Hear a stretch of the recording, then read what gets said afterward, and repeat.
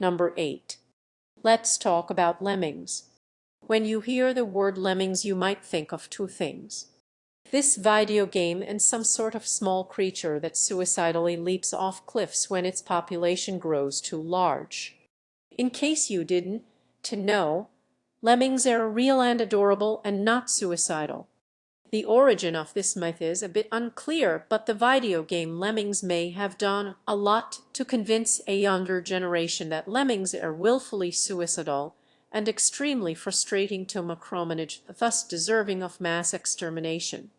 Number 7. Daddy long legs. Many things have earned their reputation as the most poisonous of any spider.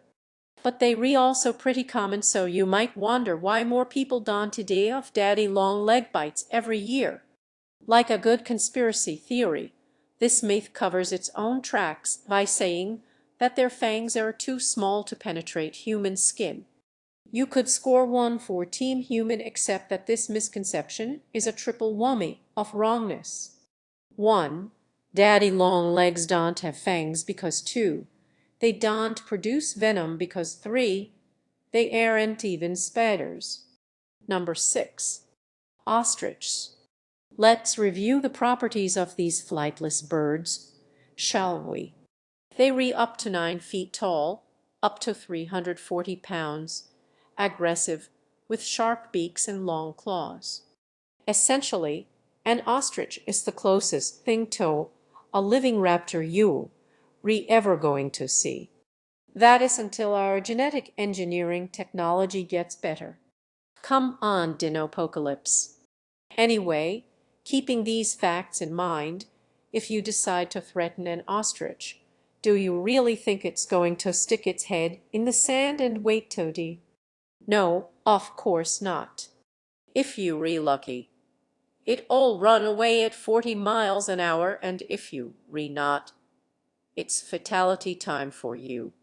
Ostrich have no reason to hide, and especially not in the stupidest way ever.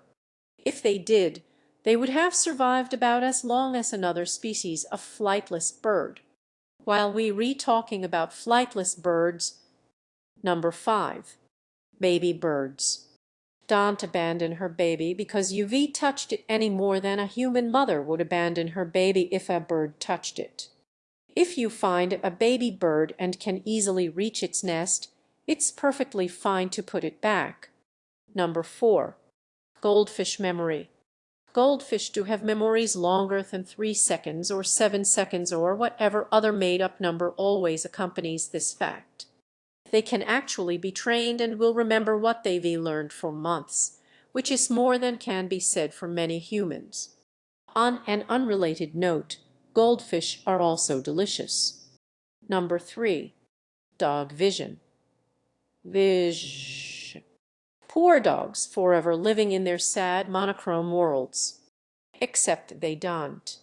Most humans do see color, but not quite like us. Most humans see 3 primary colors: red, blue, and green, but dogs are limited to 2. They can see blues, but the rest of the color spectrum they can't tell apart, which they don't mind until you buy them a red toy and throw it into the green grass and act like they're stupid for not finding it. It's easy for you to see because your ancestors spent several million years foraging for red objects on a green background and so got quite good at it. Unless they didn't, which in that case they died. But canine eyes are not monkey eyes, and so to your dog, if it isn't to blue, it's all the same color. So next time you at the pet store, get Rover a blue toy. And while we talking about vision, let's talk about bats, which if you've ever looked at one, it should be immediately obvious that they are not blind because they look right back at you with their eyes, that they used to see things. But they do one better by having an additional sense called echolocation that allows them to navigate the world in complete darkness. Something you can't do. So from the bat's perspective, you re the blind one. Number 1.